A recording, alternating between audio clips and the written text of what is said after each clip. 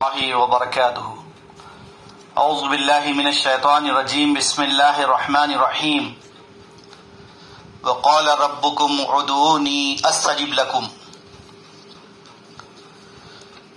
محترم حضرات و خواتین،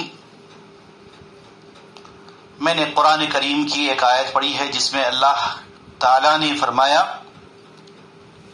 کہ تم مجھ سے دعا کرو، مجھے پکارو، مجھ سے مانگو، میں تمہاری دعا قبول کروں گا، تمہاری پکار سنوں گا۔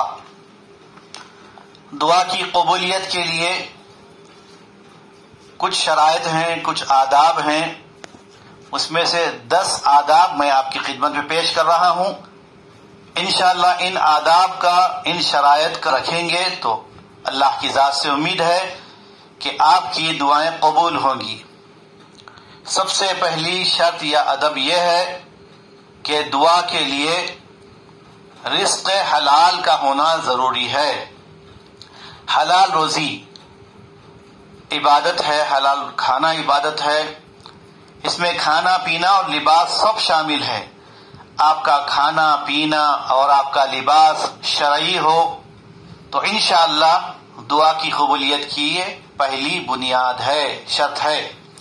نمبر 2، کسی کو کسی گناہ کی طرف دعوت نہ دی جائے، نہ بلایا جائے اور نہ رشتہ داری کو توڑا جائے، یہ بھی بہت اہم شرط ہے۔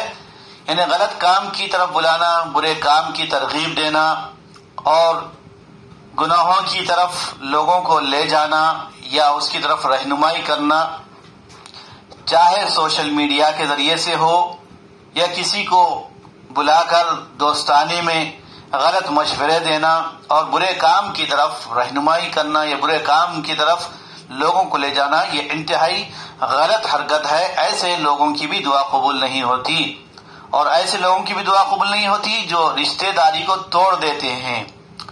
قاطع رحم لا يدخل الجنہ، اللہ کے نبی صلی اللہ علیہ وسلم نے فرمایا کہ رشتوں کو توڑنے والا جنت میں داخل نہیں ہوگا، لہذا رشتوں کو کاٹنے سے، رشتہ داری کے اندر دراڑ پیدا کرنے سے بچنا چاہیے۔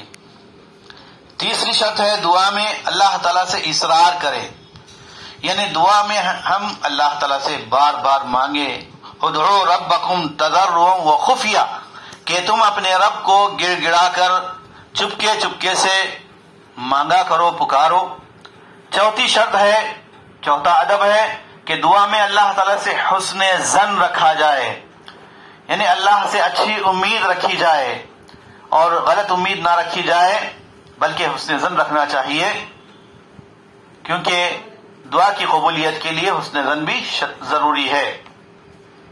پانچویں شرط ہے کہ دعا کا کرنے والا اپنے ماں باپ کے ساتھ حسن سلوک کرے۔ اگر آپ نماز پڑھ رہے ہیں، نیک کام کر رہے ہیں، لیکن اپنے ماں باپ کے ساتھ حسن سلوک نہیں کر رہے ہیں تو آپ کی دعا قبول نہیں ہوگی۔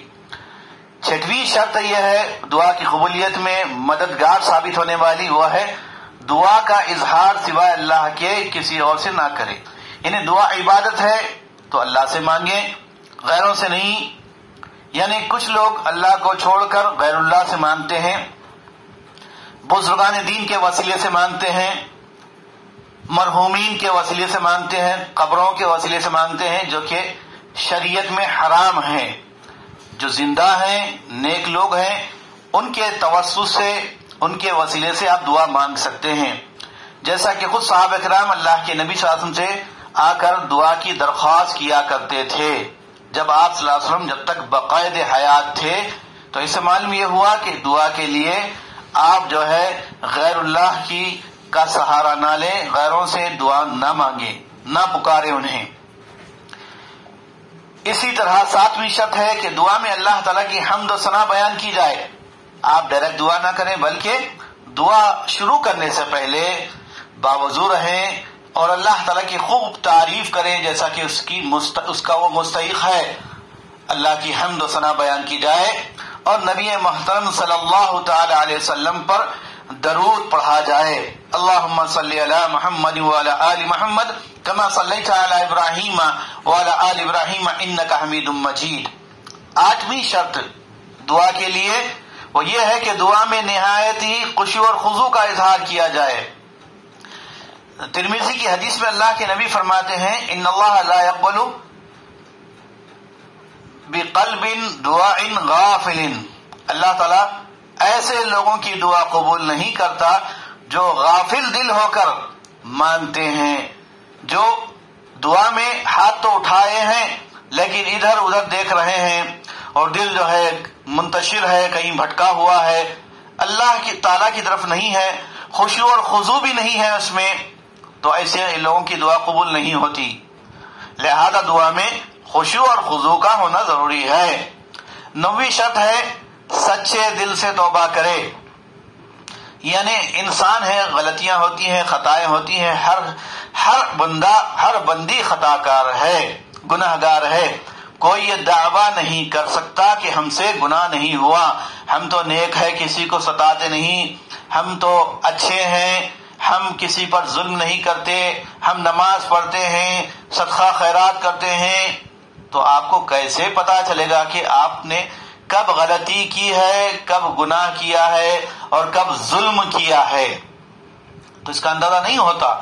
کل بنی آدم خطاء خیر الخطائین التوابون، نبی صلی اللہ علیہ وسلم نے فرمایا کہ ہر آدم کا بندہ، یعنی ہر آدم کی اولاد اور آدم علیہ السلام کے ساری اولاد، کل بنی آدم خطاء، بنی آدم سب خطا کار ہیں سوائے ان لوگوں کے جو سچے دل سے توبہ کرتے ہیں۔ خیر الخطائین التوابون، توبہ کرنے والے اچھے خطا کار ہیں۔ معلوم یہ ہوا کہ جب آپ توبہ کریں گے خلوص دل سے اور سچے دل سے مانگیں گے اللہ تعالیٰ سے، سچے دل سے اپنے گناہوں کی معافی مانگیں گے، اور جو کچھ بھی آپ نے اپنی زندگی میں کسی کے ساتھ ظلم و زیادتی کی ہے، ناانصافی کی ہے، اور ان کے حقوق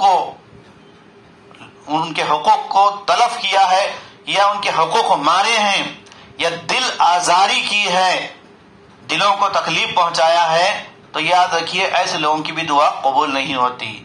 سچے دل سے مانگیے، انشاءاللہ اللہ تعالیٰ دعا قبول کرے گا آپ کی۔ 10ویں آخری شرط ہے کہ دعا کے بعد اللہ تعالیٰ سے مایوس نہ ہو، یعنی یہ نہ کہیں کہ ہم تو بار بار مانگ رہے ہیں، برسوں سے دعائیں کر رہے ہیں، ہماری کوئی دعا قبول نہیں ہو رہی ہے، اور ہم نیک کام بھی کر رہے ہیں، کئی برسوں سے، کئی سالوں سے ہم مانگ رہے ہیں، ہماری کوئی دعا قبول نہیں ہوتی، تو ایسا مایوس نہیں ہونا چاہیے۔ ان شرائط کے ساتھ، 10 آداب کے ساتھ آپ انشاءاللہ اللہ تعالیٰ سے مانگیں گے تو اللہ تعالیٰ آپ کی دعا ضرور قبول کرے گا۔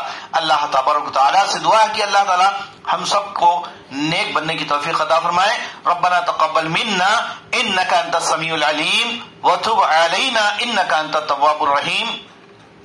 میں ڈاکٹر سید آصف عمری، MPSC گروپ آف سروسز، آپ اس پیغام کو اپنے اہل خانہ تک، رشتہ داروں تک، دوست و احباب تک پہنچا کر ثواب دارین حاصل کریں۔ جزاکم اللہ خیرا۔ السلام علیکم ورحمۃ اللہ وبرکاتہ۔